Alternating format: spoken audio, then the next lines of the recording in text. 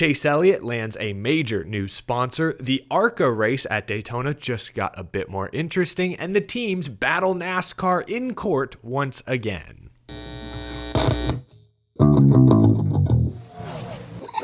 How's it going, y'all? My name is Eric. Welcome to Out of the Groove. Today is the off-season ARCA test at Daytona. Some storylines there we'll get to in a moment. First, new year, new bundles. My friends at NASCAR Pole Position Magazine are currently selling year-long subscriptions plus a little extra horsepower. For just $35, and that includes shipping, you get a year-long subscription to Pole Position plus either a copy of NASCAR's 75 Greatest Drivers, a copy of the NASCAR 75 Years magazine, or a 1/64th scale Halloween machine diecast. I wheeled this thing to a 21st place iRacing finish, thank you very much. Head to dailydownforce.com/shop right now or click the link down in the description below to check these deals out and more. The ARCA Menard Series season opener at Daytona is expected to showcase some serious star power. Four-time Indy 500 champ Helio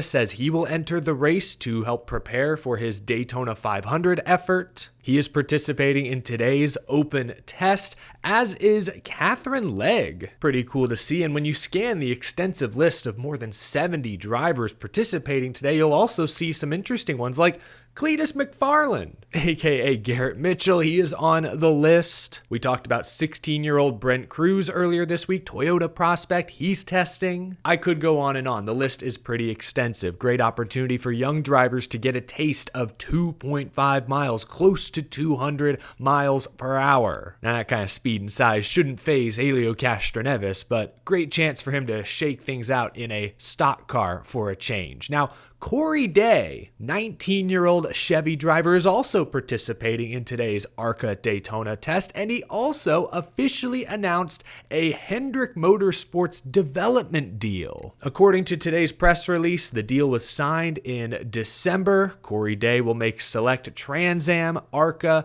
Truck, and Xfinity Series starts with HendrickCars.com backing. This quote in the press release jumped out immediately from Rick Hendrick. He says, quote, "When Kyle Larson and Jeff Gordon say someone is the real deal, it certainly gets your attention." Ooh, like Larson and Jeff Gordon, Corey Day also hails from California, West Coast racer, dirt background. Jeff Gordon famously pushed Rick Hendrick to sign Jimmy Johnson back in 2002, despite Jimmy Johnson's resume being fairly thin at the time. Obviously, that worked out pretty darn well for Hendrick Motorsports. So Jeff Gordon has an eye for talent, and right now, 19-year-old Corey Day has his attention. Day is testing a Spire car today, so safe to assume Hendrick will leverage that partnership to get him experience in ARCA, trucks, maybe even Xfinity, although Hendrick does dabble in the Xfinity ranks. It seems like there's a new flavor every month. We're talking about Connor Zilisch one day. The next we're talking about Brent Cruz, now Corey Day. All teenagers with a ton of potential, a ton of hype. Right now they're just flavors of the month, but maybe, just maybe, we're looking at the next chocolate and vanilla, the next cookies and cream, the next Rocky Road. You know what I'm saying? The next staple of stock car racing. These could be future stars. The keyword is could. Will all three turn into Cup Series champions one day? That's probably a long shot, but all three currently have that potential. Zilisch, Day, Chevy prospects, Brent Cruz, Toyota. Come on, Ford, you can do it. It's exciting to watch these drivers develop, though. Three teenagers, again, with significant OEM and team support. Day, Zilisch, Cruz. Very exciting to see what the three of them can do this year. Zilisch, of course, is full-time in Xfinity with JRM. Day and Cruz, part-time, piecing their schedules together, but still going to be a lot of fun to watch, no doubt. While we're on the topic of Hendrick Motorsports, yesterday they unveiled a brand new primary sponsor for Chase Elliott, Amazon Prime, the online retail behemoth, the streaming giant.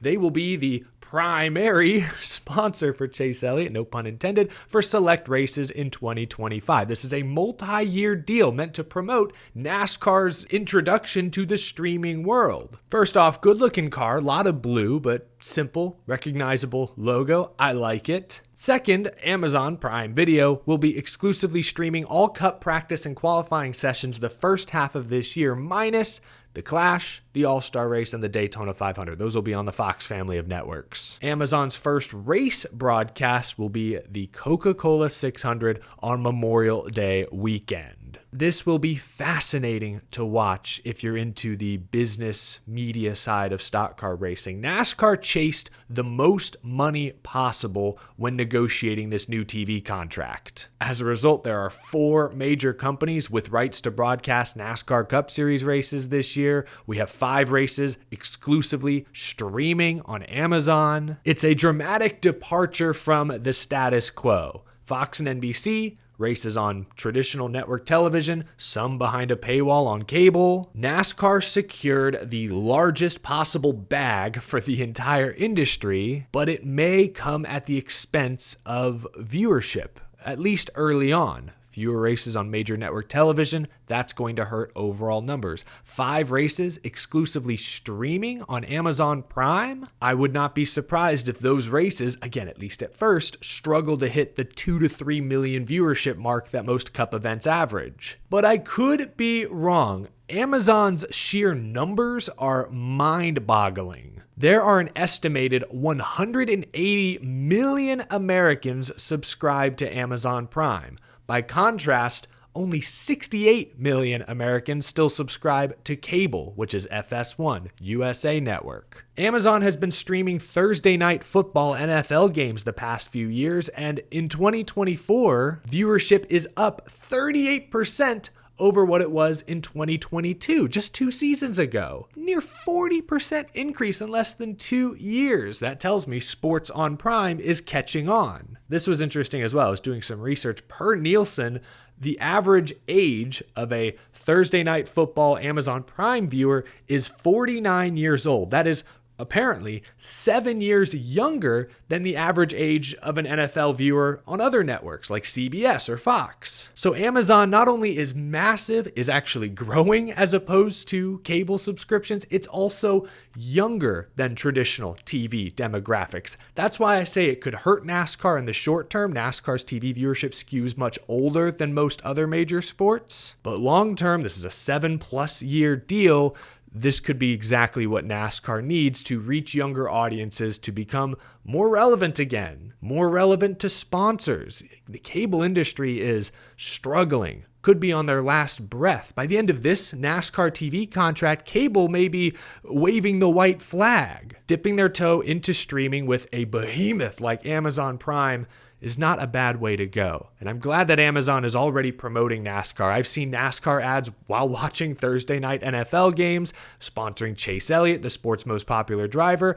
Amazon's got some serious cash to throw around. This is good promotion for stock car racing. I hope the vast majority of fans are able to tune in to their 5-race stretch later this season. Since we're already talking about the business, let's discuss the latest from the NASCAR 2311 Front Row lawsuit. In an in-person hearing yesterday in Charlotte, North Carolina, Judge Kenneth Bell listened to arguments from NASCAR's attorney Chris Yates and 2311 Front Row's attorney Jeffrey Kessler. NASCAR had filed a motion to dismiss, and in yesterday's hearing, we're trying to convince the judge to throw out the whole antitrust case. I will link 2 articles down below that I encourage you to check out. One is from Matt Weaver, the other from Jenna Fryer. Both reporters were in attendance, were in the courtroom taking handwritten notes during the 90-minute hearing, and both came to the conclusion that it's unlikely the judge dismisses this case, though an official ruling has not been made as of now. I encourage y'all to read the full thing. I'll just touch on a couple quick highlights here. Judge Kenneth Bell, who also granted the team's preliminary injunction a couple weeks ago, reiterated that this case will be heard this year, the year 2025. Sounds like he's sticking to that December 1st, 2025 trial date. Other deadlines for filings and submissions may be fluid, but that December 1st trial date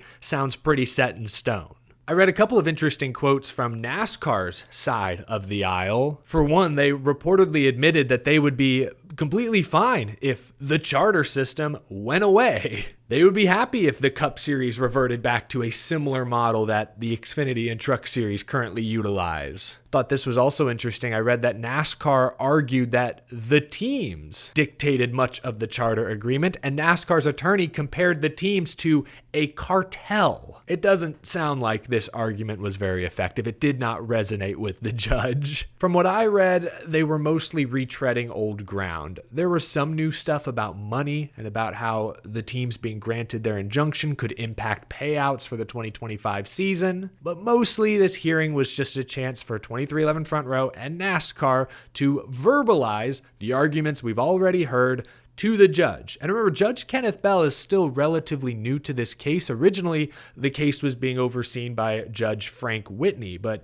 he recused himself at some point, and Judge Bell has taken his spot, granted the teams a preliminary injunction, is now seeing the lawyers in person, I guess, for the first time. Again, I encourage you to read those articles for even more details from people who are actually there in the courtroom. NASCAR, to my knowledge, has still not formally appealed the results of the preliminary injunction, so the immediate timeline is still somewhat murky. We'll continue to follow along. I'll do my best to keep y'all updated, especially when notable news breaks.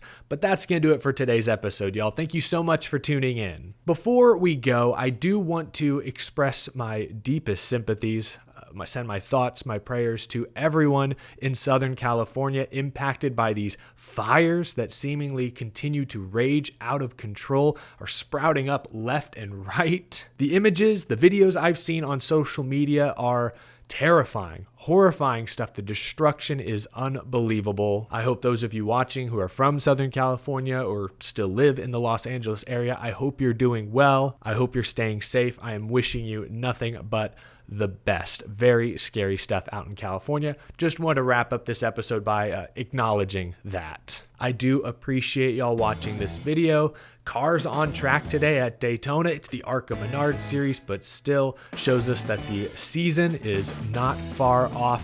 Thank you all so much for your tremendous support. I've got lots of different videos in the works. I will talk to you again very soon. Have a good rest of your day, folks.